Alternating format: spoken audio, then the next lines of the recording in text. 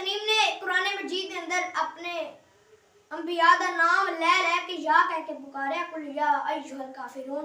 आदम अलैहिस्सलाम दी वारी आई ना तो खाके का नायत ने इरशाद फरमाया या आदम अस्कुन अंत व ज़ौजुकल जन्नत व कुला मिन्हा रगदन हैय्यु शि'तुमा। बाबे आदम अलैहिस्सलाम दी वारी में अल्लाह ने या कह के पुकारे। हज़रत इब्राहीम दी वारी आई अल्लाह ने फरमाया या इब्राहीम कद सद्दक़्ता रुइया इन्नका ज़ालिका नजज़िल मुहसिनीन। अल्लाह ने हज़रत इब्राहीम नु या कह के पुकारे। हज़रत नूह दी वारी आई अल्लाह ने फरमाया या नूह इब्नुस सलात। अल्लाह ने हज़रत नूह नु या कह के पुकारे। अल्लाह ने सारे नबियों का नाम ले ले के या कह के पुकारे। अल्लाह ने सारे नबियों का नाम ले ले के या कह के पुकारे।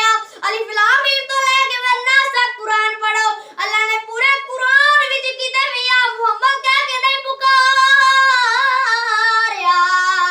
अपने यार दी वारी आई अल्लाह ने किधरे फरमाया या अय्युहल मुज़म्मिल, किधरे फरमाया या अय्युहल मुदस्सिर, किधरे फरमाया यासीन, किधरे फरमाया ताहा, किधरे फरमाया या अय्युहन नबी, किधरे फरमाया या अय्युहर रसूल।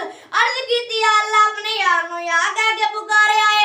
दीगर अंबिया दे नाल अपने यार नु या मोहम्मद कह के नहीं पुकारे। अपने नबी नु या नबी दा या रसूल कह के पुकारे आए। अल्लाह ने फरमाया या रसूल ने आखीदा ऐ ईमान वालियो दाए बाएं किसे वाले ना वेख्या जे जे नबी नु पुकारन नु जी करे ते इंज पुकारा जे जिवें रब कुरान विच पुकारदा है।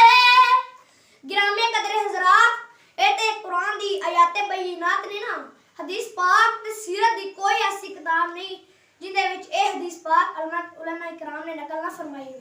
वो नैन दिवाली हज़रत मोहम्मद सल्लल्लाहु अलैहि वसल्लम एक दिन मदीना तैयबा दी सैर करते बाहर निकले। एक जंगल तो मेरे करीब दा गुज़र होया। मेरे हुजूर दे कान मुबारक विच बड़ी दर्दनाक आवाज़ आ रही है। कोई बड़े दर्द नाल मेरे नबी नु पुकार रहा है या रसूल अल्लाह, या रसूल अल्लाह। जे पंजाबी च तर्जमा करा ते आवाज़ आ रही है हाथ उठा के पढ़िया जे सुनावा कि मैं दर्दां दी कहानी या रसूल अल्लाह। खुदा दे वास्ते कुछ मेहरबानी या रसूल अल्लाह। ईमानदारी नाल दसो